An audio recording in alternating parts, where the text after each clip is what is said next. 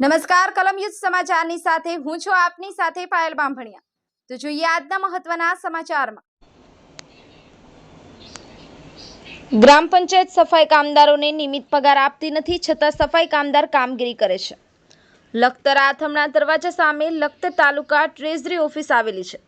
આ ટ્રેઝરી ઓફિસના ઉપરના ભાગે 2011ના ભૂકંપ પહેલા મામલતદાર કચેરી અને લખતર ન્યાય કોર્ટ અને મામલતદાર કચેરી સ્ટેશન રોડ ઉપર નવી બિલ્ડિંગમાં કાર્યરત થઈ ગયા છે। આ લખતર તાલુકાના સરકારી કાર્ય લખતર ટ્રેઝરી ઓફિસમાંથી થાય છે। આથી લખતર તાલુકાના પેન્શનર સહિતના સરકારી કર્મચારીઓ પોતાના સરકારી કામ અર્થે ટ્રેઝરી ઓફિસમાં આવે છે।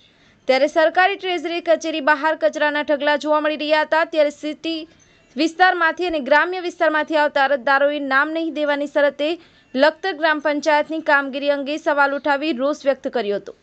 ઉલ્લેખનીય છે કે ટ્રેઝરી ઓફિસ પાસેથી લખતર ગ્રામ પંચાયત મહિલા સરપંચના ઘર તરફ જવાય છે। સંવાદદાતા વિજય જોશી, કલમ ન્યૂઝ સમાચાર, લખતર।